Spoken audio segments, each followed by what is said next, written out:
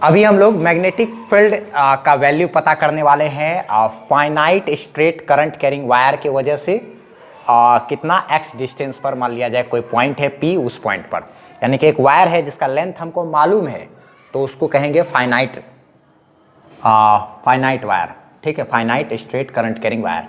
अगर उसका लेंथ अगर मालूम नहीं है, बहुत बड़ा लेंथ है, तब इनफाइनाइट बोला जाता है। ठीक है, तो फाइनाइट का मतलब हो गया लेंथ उसका पता है हमको। ठीक है, तो ये इंड हमको मालूम है, यहाँ से यहाँ तक, हाँ चलिए लेंथ है। तो इसी से एक्स डिस्टेंस पर यहाँ पर पी पॉइंट पर क्या मैग्नेटिक फील्ड होगा, इसी को हम लोग कैलकुलेट करेंगे यहाँ से कितनी एक्स डिस्टेंस पर। ठीक है, अच्छा वायर में करंट कितना चल रहा है, आई करंट चल रहा है।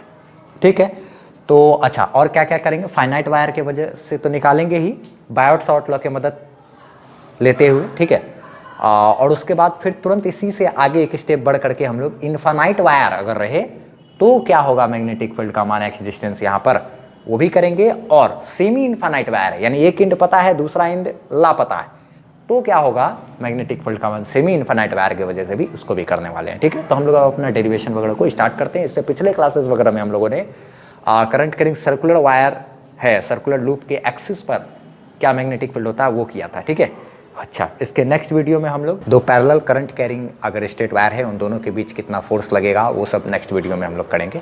ठीक है, तो हम लोग अब डेरिवेशन को स्टार्ट करते हैं। अच्छा एक बात और ध्यान दिया जाए कि इसका जो रिजल्ट है वो कंपटीशन के नज़रिए से बहुत ही ज़्यादा काम का है, फाइनाइट वाला। ठीक है, और इनफाइनाइट स्ट्रेट वायर वाला भी हम लोग जो कैलकुलेट करेंगे थोड़ी देर में, वो चीज़ एम्पियर्स लॉ की मदद से भी आगे प्रूफ करने को है। ठीक है, तो खैर हम यहाँ बायोट-सावर्ट लॉ की मदद से बता देते हैं। हाँ, तो अब हम लोग जो है स्टार्ट करते हैं अपना डेरिवेशन वगैरह को। ठीक है, और हाँ थोड़ा सा एक बात और कहना चाहेंगे कि मेरा जो है माइक जो है वो थोड़ा सा ख़राब हो जाने के कारण थोड़ा सा साउंड में बीच में आपको थोड़ा सा दिक्कत होगा, तो वो थोड़ा सा आप बेयर कर लेना। ठीक है, लेकिन हाँ डेरिवेशन वगैरह सब कुछ बहुत अच्छा है। ठीक है, समझ में आएगा और बेहतरीन चीज़ है ये। देखो आप स्टार्ट करते हैं हम अपना डेरिवेशन। थोड़ा सा साउंड का दिक्कत होगा, उसको बर्दाश्त कर लेना। हल्का सा माइक ख़राब हो गया था अचानक, क्या करते, दूसरे से मांग कर लाना पड़ा हमको। ठीक है, तो स्टार्ट करते हैं। ठीक है, देखा जाए जरा। सबसे पहले हम लोग राइट हैंड थंब रूल के अकॉर्डिंग जानते हैं कि इसमें अगर करंट ऐसे चल रहा है, बायोट-सावर्ट लॉ जब पढ़ाए थे तभी हम बताए थे। ठीक है, हेडिंग दे देना, ये यूट्यूब पे सर्च कर सकते हैं बायोट-सावर्ट लॉ बाय एमनवर्ड। आपको क्या करना है, अंगूठा रखना है और जिस भी पॉइंट पर आपको अगले मैग्नेटिक फील्ड चाहिए उस दिशा में आपको क्या करना है, फिंगर अपना राइट हैंड का ही फिंगर को फैला देना है। हथेली अगर अंदर की तरफ आया मतलब मैग्नेटिक फील्ड मेरा इस पॉइंट पर जो बनेगा वो अंदर की तरफ बनेगा। मैग्नेटिक फील्ड किधर बनेगा भाई, ये क्रॉस का मतलब अंदर की तरफ बनेगा। तो पता करते हैं कि कितना मैग्नेटिक फील्ड इस पॉइंट पर बनेगा। ये तो मालूम चल गया कि अंदर की तरफ, लेकिन कितना, तो देखा जाए, दिमाग लगाते हैं इसमें कैसे कैसे सोचेंगे, देखा जाए। यहाँ से मान लिया जाए हम लोग क्या करते हैं, पहले तो हम लोग बायोट-सावर्ट लॉ तो लगाएंगे, उसके लिए हमको छोटा सा वायर में डीएल लेंथ काटना पड़ेगा, उसकी वजह से इस पॉइंट पर हम लोग मैग्नेटिक फील्ड की बात करेंगे, यही ना करते हैं डेरिवेशन में। तो यहाँ से एक काम करते हैं, इस एकदम सेंटर है बिल्कुल वायर का एकदम, ये कोई ज़रूरी नहीं है कि एकदम बीच में ही मिडिल वाला पॉइंट हो सकता था, यहाँ से भी यहाँ पर ले सकते थे, यहाँ से भी यहाँ पर हो सकता था पॉइंट, कोई दिक्कत नहीं है। यहाँ से मान लिया जाए हम लोग क्या करते हैं, एल डिस्टेंस पर जाकर, यहाँ से कितना डिस्टेंस पर जाकर के जिस पॉइंट पर हमको निकालना है वहाँ के एकदम सीधा यहाँ आए, यहाँ से हमको क्या कर रहे हैं, एल डिस्टेंस ऊपर चले गए, यहाँ पर जा कर के एल डिस्टेंस पर जा कर के और एक छोटा सा डीएल लेंथ काट लिए। ये क्या है भाई, डीएल लेंथ है, छोटा सा ये क्या है, डीएल लेंथ है। ऐसा ऐसा डेरिवेशन सब थोड़ा बहुत क्लास 11th में अगर किया हुआ होगा रोटेशन चैप्टर सब में, तो ये सब थोड़ा आसान लगेगा। ठीक है, देखते हैं। यहाँ से क्या किए, एल डिस्टेंस पर जाकर के यहाँ पर छोटा सा एक डीएल लेंथ काट लिए। हम लोग यहाँ पर भी काट सकते थे, कहीं पर भी काट सकते थे। तो यहाँ से कितनी डिस्टेंस पे, एल डिस्टेंस पे जाकर के यहाँ पर क्या किए, डीएल लेंथ काट लिए। अब डीएल लेंथ काटे हैं तो इसकी वजह से इस पॉइंट पर क्या मैग्नेटिक फील्ड होगा, बायोट-सावर्ट लॉ तो यही बताता है। और हम लोग इस पॉइंट पर यहाँ पर ऐसे करके इसको जब ऐड करेंगे तो यहाँ से डॉटेड लाइन से जब इस पॉइंट को ऐड करेंगे तो ये मेरा क्या होगा भाई, ये तो होगा मेरा पोजीशन वेक्टर।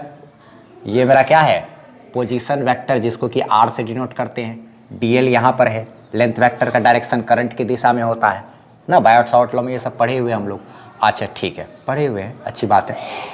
अब एक चीज़ देखा जाए, अच्छा ये डीएल लेंथ है इधर, सब चीज़ ठीक है। यहाँ पर ये मेरा एंगल तो क्या होगा 90 डिग्री, ठीक है। ये एंगल मेरा क्या है, तो ये एंगल मान लिए ये एंगल है मेरा क्या, थीटा, ठीक। अच्छा, हमको तो ये एंगल चाहिए ना भाई, ये एंगल, तब ना DL क्रॉस R करेंगे तो DL R साइन ये वाला एंगल लिखेंगे। अच्छा, ये एंगल मान लिया जाए ये क्या है, अल्फ़ा है, और ये अल्फ़ा बराबर कितना होगा अभी हम लोग पता कर लेते हैं। ये 90 है, ये थीटा है, तो यहाँ पर ये वाला ट्रायंगल में अगर हम लोग देखें तो ये एंगल हो गया 90 माइनस थीटा, 90 थीटा, ये बाकी बचा क्या 90 माइनस थीटा, तब ना इन तीनों को जोड़ेंगे तो मेरा क्या 180 हो जाएगा, plus theta minus theta cancel हो जाएगा, 90 90 180 हो जाएगा। ट्रायंगल के तीनों एंगल का सम क्या, इस पॉइंट का नाम हम लोग रख देते हैं, मान लिया जाए M, इस पॉइंट का नाम M है, ठीक है। थोड़ा सा क्वालिटी बढ़ा करके देख लेना है 480p में। अच्छा, ये 90 माइनस थीटा, तो ये एंगल मेरा कितना होगा, एक स्ट्रेट लाइन देखा जाए अगर ऐसे है, ये है 90 माइनस थीटा, हमको ये टोटल एंगल तो 180 कंप्लीट कर देना है, ठीक है, 180 कंप्लीट करना है। तो ये एंगल मेरा मान लिया जाए ये क्या है, यहाँ पे क्या नाम रख दिए, अल्फ़ा है, तो ये जो टोटल एंगल होगा ये तो मेरा 180 होना चाहिए, 180 होना चाहिए कितना भाई, तो अल्फ़ा प्लस क्या 90 माइनस थीटा मेरा कितना हो जाना चाहिए, अल्फ़ा प्लस 90 माइनस थीटा, ये दोनों मिला करके मेरा कितना होना चाहिए 180 होना चाहिए।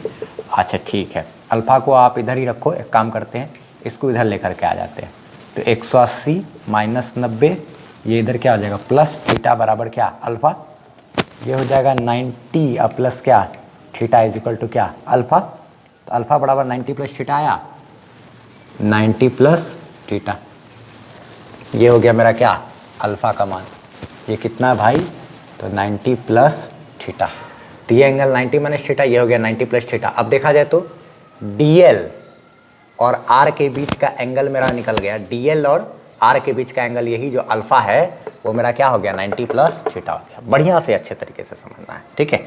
इसको हम ऐसे मिटा देते हैं, इसकी ज़रूरत नहीं है।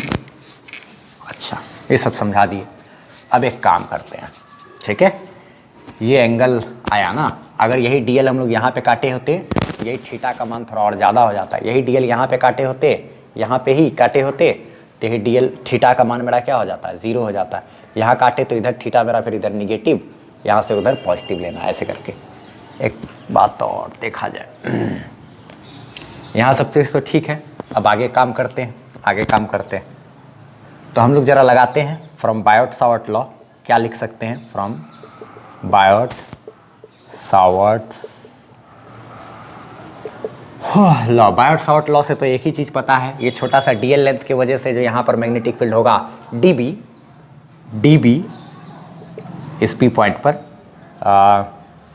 From Biot Savart law at point P हम लोग क्या लिख सकते हैं, DB बराबर mu naught I into DL cross R by क्या 4 पाई R क्यूब, यही ना लिख सकते हैं, ठीक है, कोई बात नहीं है। ये DB बराबर म्यू नॉट ऐसे ही रह जाता है, यहाँ तक स्टेप तो बार बार हर डेरिवेशन वगैरह में करना पड़ता है। DL क्रॉस R की बात करें तो DL R साइन, अब एंगल लेना पड़ेगा, बताते कितना एंगल होगा बताया जाए, 4 पाई R क्यूब, सोचा जाए दिमाग में। DL और R के बीच का एंगल जो है, इधर ये R हो गया और उधर करंट की दिशा में DL हो गया, DL और R के बीच का एंगल यही अल्फ़ा था, जिसको हम लोग 90 प्लस थीटा बोले हैं, अल्फ़ा था ना। DL R साइन थीटा, यानी कि एंगल देना होता है हमको DL और R के बीच का, तो ये देखा जाए तो R मेरा और ये क्यूब मेरा कैंसिल, तो DB बराबर क्या हो गया mu naught I DL sine alpha है ना, तो अल्फ़ा की जगह एक काम करते हैं, यही 90 प्लस थीटा डाल देते हैं, 90 प्लस थीटा बैठा दिए, ठीक है, 4 पाई R स्क्वायर बच जाएगा, ये 4 पाई R स्क्वायर हो जाएगा, ठीक है। अब एक काम और देखा जाए, DB बराबर क्या क्या हो गया भाई, mu naught I DL sine 90 plus theta हो जाता है मेरा कॉस थीटा ना, sine 90 plus theta cos theta, और नीचे में 4 पाई R स्क्वायर ऐसे ही छोड़ दिए। अब क्या करना है, दोनों तरफ इंटीग्रेशन करेंगे, मेरा काम हो जाएगा, ठीक है। तो इंटीग्रेशन तो करेंगे हम लोग सबसे पहले, तो एक काम करते हैं, इंटीग्रेटिंग बोथ साइड, दोनों तरफ इंटीग्रेशन करेंगे अगर, तो DB का इंटीग्रेशन यानी कि छोटा सा डी एल लेंथ की वजह से यहाँ पे जो मैग्नेटिक फील्ड डी बी, फिर छोटा सा लेंथ की वजह से डी बी, फिर डी एल की वजह से d b, d b d l की वजह से डी बी, डी एल की वजह से डी बी, डी एल की वजह से डी बी, जितना भी d b d b d b d b d b d b हर डी बी को जोड़ेंगे यानी इंटीग्रेशन करेंगे तो मेरा नेट मैग्नेटिक फील्ड बी दे देगा। ठीक है, तो एक काम करते हैं, इधर भी हम लोग इंटीग्रेशन लगाते हैं, mu naught I d l cos theta by 4 pi r square. ठीक है, जितना भी कांस्टेंट सा टर्म है सबको हम लोग बाहर खींच लेते हैं। ठीक है, तो पहले dB का इंटीग्रेशन तो क्या हो गया भाई, तो dB का इंटीग्रेशन हो जाएगा मेरा क्या, b। अब इधर बात करें अगर तो एक चीज़ और देखते हैं हम लोग क्या क्या कर सकते हैं। पहले तो म्यू नॉट आई बाय 4 पाई को बाहर खींच लिए, हम अंदर में रखते हैं सिर्फ क्या क्या रख लेते हैं, cos theta by r square, cos theta by r square, अच्छे से लिखा हो यार, आर स्क्वायर इंटू क्या डी एल। यहाँ पे डी के बाद कुछ होना तो चाहिए ना, तभी ना इंटीग्रेशन करेंगे, d b d l d theta कुछ होगा तब ना इंटीग्रेशन होगा। यहाँ पे डी एल है ना, एल के रिस्पेक्ट में अगर इंटीग्रेशन करेंगे इसका तो कैसे होगा भाई, इधर एल वाला फंक्शन होना चाहिए ना। हाँ, अगर हम लोग कॉस थीटा का इंटीग्रेशन करना चाहें तो इधर डी थीटा होना चाहिए, ये सब होना चाहिए ना, जिधर जो चीज़ रहता है उधर वैसा ही मिलता जुलता चीज़ होना चाहिए, तभी तो इंटीग्रेशन कर पाएंगे, नहीं तो कैसे करेंगे। तो एक काम करते हैं, दिमाग लगाते हैं, कुछ चक्री चलाते हैं, एक काम करते हैं क्या कि इस डी को हम लोग यहाँ पर डी थीटा में बदल देते हैं। डी को यहाँ पे डी थीटा में कैसे बदलेंगे तो देखते हैं। कांस्टेंट टर्म में म्यू नॉट और करंट भी कांस्टेंट था, ये सब कांस्टेंट था, बाहर खींचे, आर को क्यों नहीं बाहर खींचे, क्योंकि देखा जाए जैसे जैसे यहाँ से अगर ऊपर लेते डी तो आर का मान और बढ़ जाता, अगर हम लोग डी यहाँ पर ले लेते तो आर का मान एक्स के बराबर हो जाता, तो जितना दूर जाएंगे आर का मान बढ़ेगा, यहाँ आर का मान घटेगा, नीचे जाएंगे तो बढ़ेगा फिर घटेगा आर का मान। यहाँ से यहाँ तक का जो दूरी है क्या, अगर डी एल हम लोग यहाँ पे ले लेते तो यही आर मेरा यहाँ के बजाय यहाँ हो जाता ना। देखो अभी यहाँ पे हाथ टच हो रहा है, यहाँ पे हो रहा है, वहाँ नहीं हो रहा ना, मतलब आर वहाँ पे बढ़ जाता क्या। ठीक ही है, देखते हैं। अरे बड़ा बिजी रह जाते हैं आजकल, क्लास वगैरह स्टार्ट हो गया है ना थोड़ा है। देखते हैं ये आगे हम लोग क्या क्या करें। अब पहले तो यहाँ डी एल की जगह पे डी थीटा कैसे लाएंगे, तो वो आप देखो, एक हम काम कर रहे हैं, कुछ एक्स्ट्रा अप्रोच करेंगे, यहाँ पर कुछ एक्स्ट्रा दिमाग लगाएंगे जिसको आपको थोड़ा सा हजम करना पड़ेगा। हेयर हम लोग एक कुछ एक्स्ट्रा वर्क कर सकते हैं, एक्स्ट्रा मैथमेटिकल वर्क ऐसे लिख सकते हैं, मैथमेटिकल वर्क। देखा जाए क्या क्या कर रहे हैं, एक चीज़ देखा जाए तो लिख सकते हैं इन ट्रायंगल, यहाँ पर मान लिया जाए नाम रख देते हैं ओ पी है और ये एम है, ये ट्रायंगल है ना, सॉरी ओ एम पी, देखा जाए तो ओ एम पी। यहाँ पे देखा जाए तो क्या लिख सकते हैं, टेन थीटा बराबर भाई, टेन थीटा बराबर लिख सकते हैं परपेंडिकुलर बाय क्या बेस, टेन थीटा बराबर एल बाय क्या एक्स लिख सकते हैं, टेन थीटा बराबर एल बाय एक्स लिख सकते हैं। एक काम करते हैं अब, डिफरेंशिएटिंग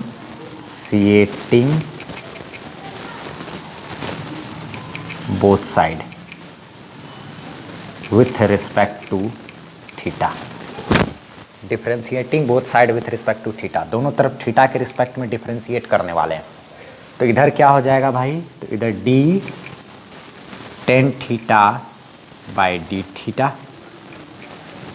थोड़ा सा यहाँ मैथमेटिक्स वाले को फ़ायदा होगा, वो लोग आराम से समझेंगे ये सब चीज़, लेकिन बायोलॉजी वाले को थोड़ा सा कष्ट होगा। क्या समझते हैं, अगर दिक्कत हो तो क्या बोलते हैं इंटीग्रेशन बाय एम अनवर लिख करके सर्च करना है, और क्या बोलते हैं यूट्यूब पर मेरा वीडियो मिल जाएगा, या फिर डिफरेंशिएशन बाय एम अनवर, ठीक है, लिख करके सर्च करना, differentiation for class 11 by m Anwar लिख करके सर्च करना, मेरा वीडियो सब आ जाएगा। उसमें एडवांस लेवल का डिफरेंशिएशन इंटीग्रेशन है, उसको देख लेना है बायो वाले, तो अच्छा रहेगा। ठीक है, इधर x मेरा क्या है भाई, x है यहाँ से यहाँ तक की दूरी, ये तो फिक्स है, कांस्टेंट टर्म है, इसलिए हम लोग इसको छेड़छाड़ नहीं करेंगे। 1/x को एकदम शांत रहने देना है। क्यों, क्योंकि यहाँ से यहाँ तक लेते, चाहे यहाँ से यहाँ तक लेते तो एक ही बात है, यहाँ से यहाँ तक लेते तब भी एक ही बात है, यहाँ से यहाँ तक भी लेते तो एक ही बात है ना। ये जो दूरी है मेरा x सेम है, यहाँ से x डिस्टेंस पर ही ना हम लोग पता कर रहे हैं, तो ये कांस्टेंट टर्म है, इसको छेड़छाड़ नहीं करना है। एल लेंथ की बात करें तो अगर डी एल यहाँ काटे हैं तब एल इतना बड़ा है, अगर यहाँ काटते तो एल और बड़ा हो जाता, अगर यहाँ पे काटते तो एल का मान 0 हो जाता। तो एल वेरिएबल है, इसको डिफ्रेंशिएट करेंगे D L by D theta. अब एकदम आसानी से काम होगा, देख लो बहुत ईजी से। टेन थीटा का डिफ्रेंशिएशन थीटा के रिस्पेक्ट में हो जाता है कितना, सेक स्क्वायर थीटा। कितना हो गया, सेक स्क्वायर थीटा बराबर कुछ नहीं करना है डी एल बटे एक्स डी थीटा। अब कुछ दिख रहा होगा, आराम से हम लोग आगे का काम कर सकते हैं। एक्स डी थीटा को इधर गुना कर देंगे तो डी एल इधर ही रह जाएगा, x d theta into sec square theta बराबर क्या, डी एल, है ना। अब एक चीज़ और देख लिया जाए, यहाँ पे ये सेक थीटा की बात करें अगर, तो सेक थीटा क्या होता है भाई, x into d theta into sec square theta की बात करो अगर आप, तो सेक स्क्वायर थीटा क्या होता है, इसी ट्रायंगल में सेक थीटा की बात करोगे तो सेक थीटा होता है कितना, सेक थीटा मतलब कॉस थीटा का उल्टा, यानी बी बाय एच का उल्टा, यानी h by b, hypotenuse by क्या, बेस, एच बाई बी होता है सेक थीटा। सेक थीटा बराबर एच बाय बी, यानी कि r by x, r by क्या, एक्स, इसी का ना होल स्क्वायर, जब सेक थीटा का स्क्वायर तो इसका क्या, स्क्वायर, यानी कि क्या, आर बाय एक्स का होल स्क्वायर होगा, ये समझे। सेक थीटा बराबर हाइपोटेनस बाय क्या, बेस, एच बाई बी, यानी कि क्या, r by x, r by x. Sec theta का स्क्वायर करेंगे मतलब इसका भी स्क्वायर करना पड़ेगा, यानी कि क्या लिखना पड़ेगा, r square by x square. Sec theta का स्क्वायर मेरा क्या हो गया, r square by x square बराबर क्या लिख सकते हैं, डी एल। ठीक है, यहाँ मिटा दे रहे हैं, ठीक। अच्छा, फिर ये x से मेरा ये स्क्वायर कट गया, अब क्या बचा, d theta into r square और बाय क्या, x बराबर डी एल। अब देखो तो डी एल के जगह पे रिप्लेस करके हम लोग ये वाला मान रख सकते हैं, ठीक है। Now putting the value of dl in the integration, integration में हम लोग जरा सा क्या करते हैं, dl का वैल्यू को पुट करते हैं, सब्स्टिट्यूशन मेथड वगैरह ये सब कहलाता है। तो dl के जगह पे यहाँ पे पुट करेंगे तो देयरफॉर हम लोग लिख सकते हैं b बराबर mu naught I by 4 pi into, अंदर में क्या बचा, क्या बचा भाई, क्या बचा, cos theta by r square, cos theta by r square पहले से था, डीएल था ना, डीएल के जगह पे हम लोग क्या पुट कर देते हैं, ये वाला, यानी कि क्या पुट करेंगे, d theta into r square divided by x.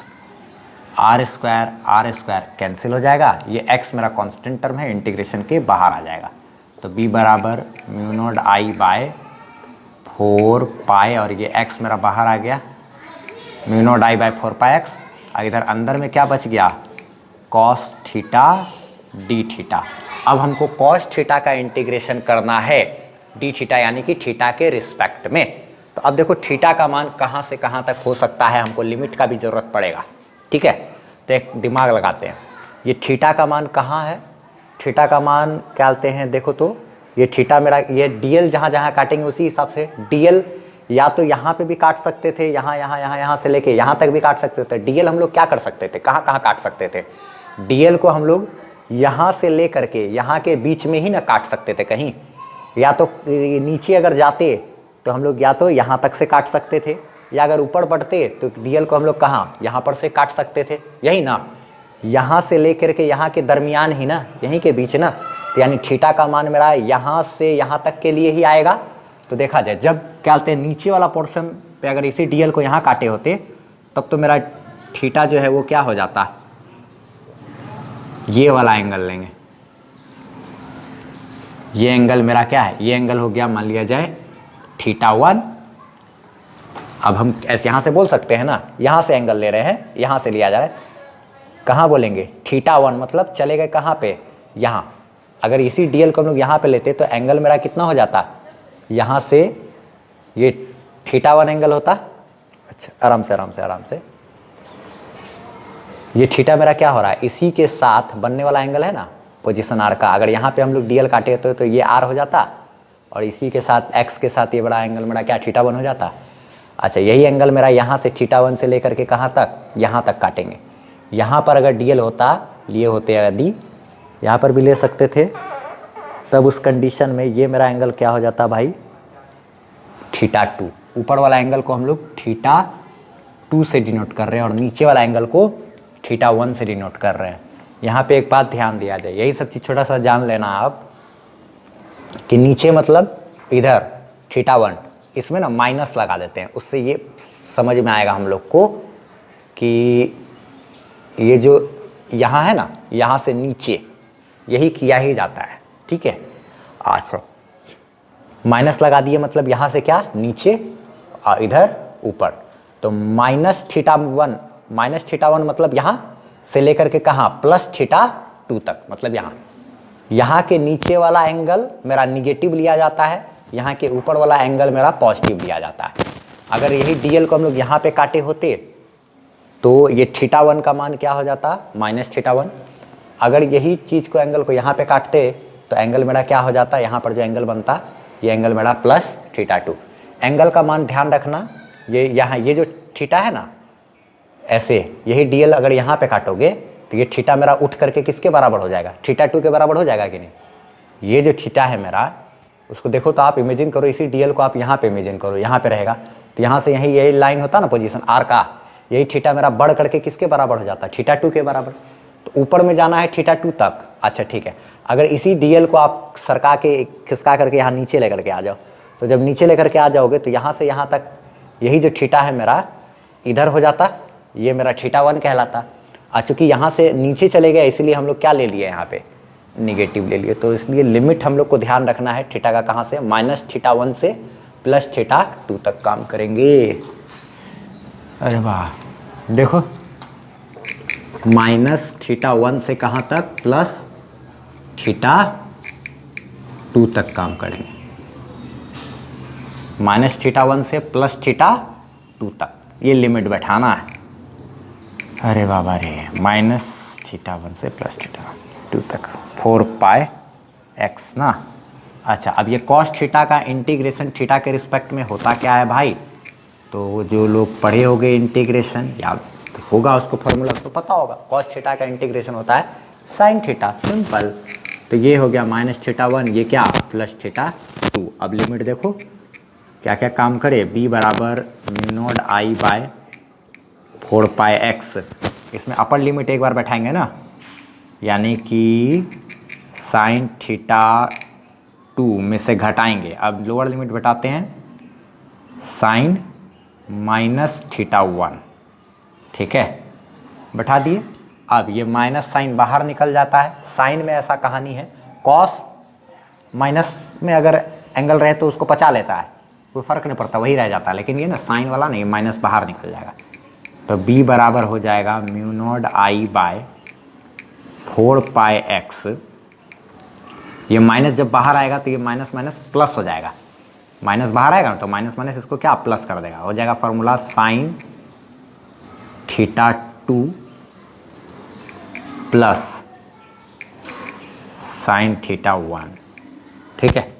यही जो माइनस आएगा ना बाहर, तो ये जो माइनस है उस माइनस को ये माइनस माइनस क्या कर देगा, प्लस कर देगा, ठीक है। इसीलिए ये मेरा फाइनल फार्मूला बन जाएगा। अरे बुढ़बा को वहाँ पे ये माइनस साइन थीटा वन है ना, समझा भी देते हैं, ये माइनस बाहर आएगा तो माइनस में माइनस साइन थीटा वन हो जाएगा, माइनस ये वाला माइनस यहाँ पर पहले से मौजूद है, ये वाला माइनस इधर बाहर निकल गया, माइनस माइनस क्या हो गया प्लस,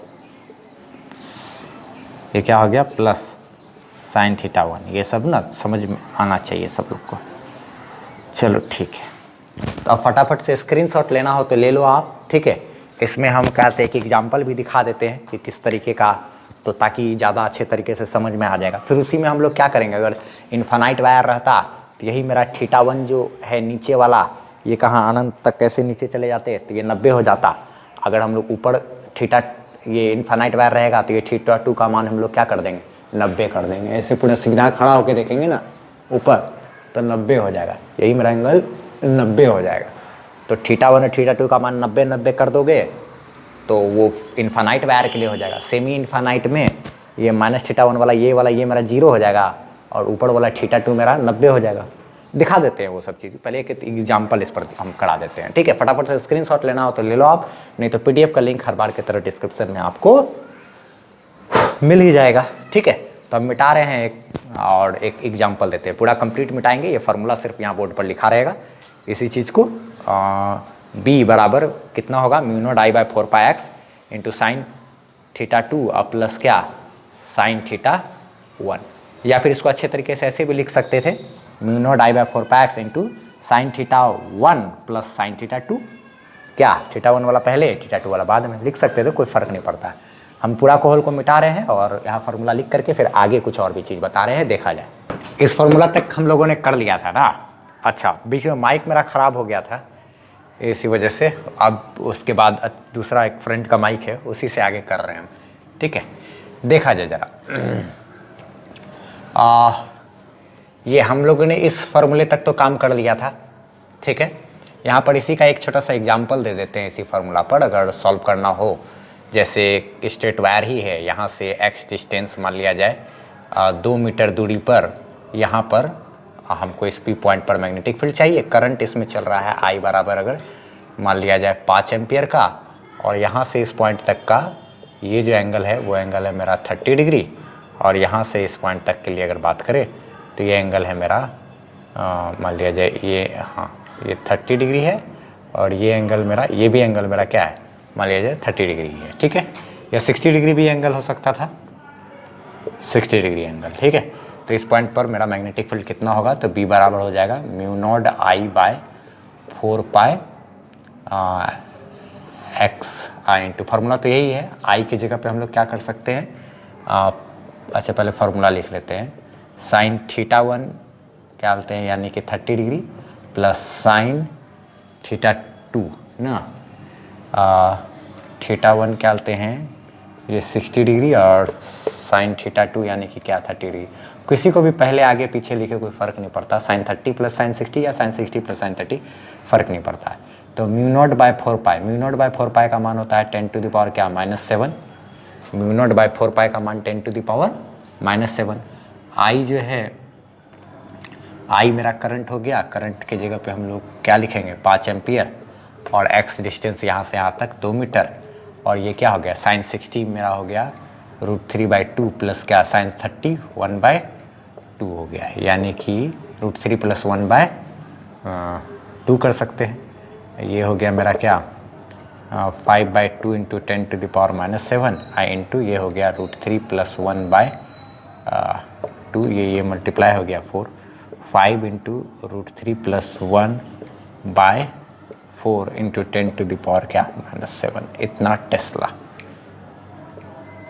बस ज़्यादा हम डिटेल उतना तोड़ फोड़ करके क्या सिखाएंगे, तो इतना करके सॉल्व कर लिया। अब इसी चीज़ को सॉल्व कर लिए तो मेरा क्या आंसर हो गया।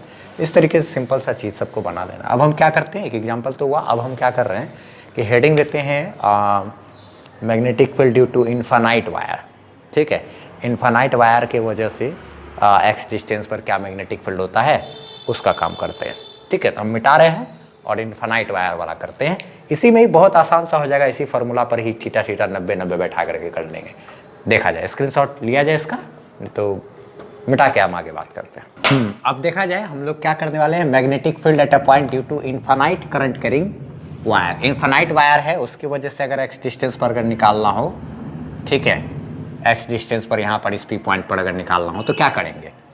तो इसमें तो करंट चल रहा है, अगर मान लिया जाए आई, इसी चीज़ को ना डेरिवेशन एम्पियर्स लॉ से भी पूछा जाता है एग्जाम में। वो डेरिवेशन एग्जाम में अक्सर रहता है, बायट शॉर्ट लॉ से अक्सर पूछा नहीं जाता है कभी, ठीक है, पूछा ही नहीं गया है। अक्सर बोर्ड सब में देखोगे तो नहीं पूछा रहता, लेकिन फिर भी अपना जिसको है नॉलेज वो करके रख सकते हो। तो यहाँ से एक्स डिस्टेंस से यहाँ से क्या ये इन्फानाइट लेंथ का वायर है, तो इन्फानाइट लेंथ का वायर है तो एकदम ऊपर होगा ना, यानी कि ये जो होगा हमको ऐसे के बजाय ऐसे जाते जाते कहाँ इन्फानाइट, यानी कि एकदम सीधा जाना पड़ेगा, तब जा कर के कहीं किसी पॉइंट पर जा कर के उससे क्या टच होगा ना, अब उससे हमको मिलना है, तो हम देखे तो क्या यहाँ नहीं, अरे वो तो बहुत ऊपर है, तो हमको क्या एकदम पूरा ऐसे सीधा होना पड़ा ना। तो यही ये जो एंगल है मेरा, अगर ये θ2 है तो ये मेरा क्या हो गया 90 डिग्री। और नीचे भी हमको क्या पूरा एकदम ऐसे करके नीचे देखना पड़ जाएगा सीधा, तो ये वहाँ जा कर के मिलेगा, और ये मेरा θ1 भी क्या हो जाएगा 90 डिग्री। इसलिए फार्मूला हम लोग क्या लिख सकते हैं, चूँकि मैग्नेटिक फील्ड जो P पॉइंट पर होगा वो बराबर होगा mu naught I by 4πx into sine θ1 plus sine θ2, यही ना फार्मूला। तो उसी में बैठा देते हैं, b बराबर mu naught I by 4πx into क्या हो गया भाई साइन θ1 यानी कि क्या 90 डिग्री, प्लस साइन θ2 यानी कि क्या 90 डिग्री, और b बराबर mu naught I by 4πx sine 90 यानी कि क्या 1 प्लस साइन 90 यानी कि क्या 1 1 हो गया 2, तो b बराबर क्या हो गया mu naught I by 4πx into 2 से ये 4 कट जाएगा, 2 से ये 4 मेरा कट जाएगा, तो b बराबर हो गया क्या mu naught I bye 2πx। इस फार्मूला को भी याद रखना है, ये इम्पॉर्टेंट फार्मूला है, ठीक है, इम्पॉर्टेंट है ये। एम्पियर्स लॉ से इसी सेम चीज़ को निकालने के लिए किया जाए ना तो बहुत आसानी से हो जाता है, नहीं तो ये बायट-सावर्ट लॉ की मदद से आपको पहले फाइनाइट वायर वाला निकालना पड़ेगा, फाइनाइट वायर वाला निकालना पड़ेगा, फिर जाकर के आपको लिखना पड़ेगा फॉर इनफाइनाइट वायर क्या बोलते हैं ये θ1 एंड θ2 इज इक्वल टू क्या 90 ना, फिर यहाँ पे पुट करके यहाँ से यहाँ तक करना पड़ेगा बायट-सावर्ट लॉ की मदद से अगर बोला गया तो डेरिवेशन वगैरह में, ठीक है। खैर कंपटीशन वगैरह के नज़रिए से ये फाइनाइट वायर वाला जो भी निकाले ना वो सब काम देता है कंपटीशन वगैरह में, ठीक है, इसलिए हम करा दिए वो चीज़। अच्छा क्या बोलते हैं for semi infinite wire, semi infinite wire, ठीक है। नेक्स्ट क्लास में हम लोग जो है दो parallel current carrying straight wire के infinite current carrying parallel straight wire के बीच क्या फोर्स पर यूनिट लेंथ लगता है या फोर्स लगता है उस पर हम लोग चर्चा करेंगे, ठीक है। तो सेमी इनफाइनाइट वायर की अगर बात करें तो उसके वजह से इधर का अंत मेरा एकदम इनफाइनाइट तक है, लेकिन फिर यहाँ एक छोर जो है यहाँ वाला ये हमको मालूम है, यहाँ से x डिस्टेंस, यहाँ पर ये P पॉइंट है, यहाँ पे हमको मैग्नेटिक फील्ड चाहिए। तो इसमें बस करना यही है, यहाँ से ऊपर जो एंगल है θ2 ये मेरा क्या हो गया ऐसे इनफाइनाइट तक जाना यानी कि सीधा ऊपर, तो यानी 90, और जो इनिशियल θ1 एंगल है वो तो नीचे जाएगा नहीं, ये यहीं रह गया यानी कि क्या 0 डिग्री। यहाँ पे यही बात ध्यान रखना होगा कि θ1 मेरा क्या हो गया 90 डिग्री, सॉरी θ1 हो गया मेरा क्या 0 डिग्री, और θ2 हो गया मेरा क्या 90 डिग्री। यानी कि जो ऊपर वाला एंगल है ना, ऊपर मेरा कहाँ हो जाएगा ये इनफाइनाइट चला जाएगा, ठीक। तो ये मेरा 90 हो गया ना एंगल, और नीचे वाला का क्या है, नीचे तो कहीं जाएंगे ही नहीं, यहीं कहीं रह गया, तो एंगल मेरा क्या यहीं कहीं रहने से 0।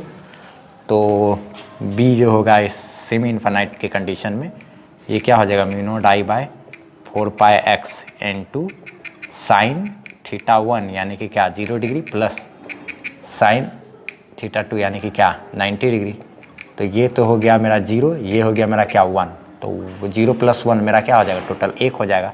तो mu naught I by 4πx into क्या 1, यानी कि फाइनल रिजल्ट मेरा क्या आया सेमी इनफाइनाइट वायर के वजह से यहाँ से इंड पर से आप देखोगे अगर तो इस पॉइंट पर मैग्नेटिक फील्ड जो होगा वो होगा तो खैर मेरा क्या अंदर की तरफ ही होगा ना, लेकिन होगा कितना इस पॉइंट पर भी होगा अंदर की तरफ। ऊपर करंट जा रहा है तो उस पॉइंट पर फिंगर ऐसे फैलाए अंदर की तरफ, अगर नीचे करंट जा रहा होता तो उस पॉइंट पर बाहर की तरफ हो जाता ना। ये सब राइट हैंड थंब रूल पढ़ चुके हैं बायट-सावर्ट लॉ में।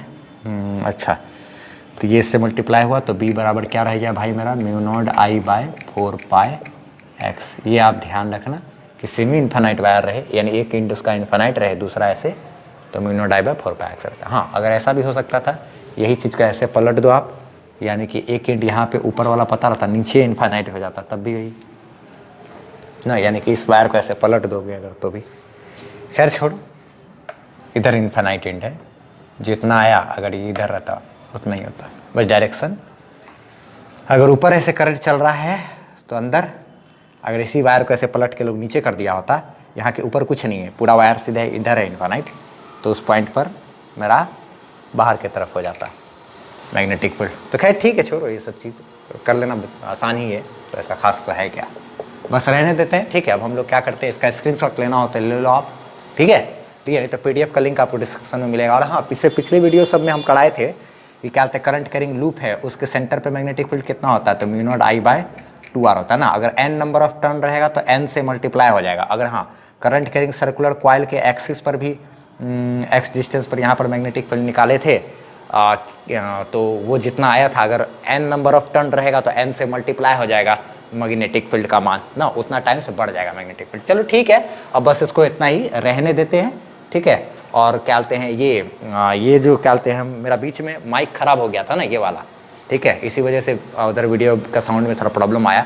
ये फिर माइक हमको दूसरा जा कर के लेना पड़ा। मेरा एक फ्रेंड है यहीं आसपास में ही, पूर्णिया चैनल में ही, पूर्णिया में ही उसका एक चैनल भी है, आयोटा क्लासेस के नाम से उसका यूट्यूब पर चैनल है। क्लास 10th के बच्चे लोगों को वो मैथ वगैरह पढ़ाते हैं वो। ठीक है, तो उन्हीं का ही कहते हैं ये माइक वगैरह था जो कि हम ले कर के आए ताकि वीडियो को आगे कंटिन्यू कर सके।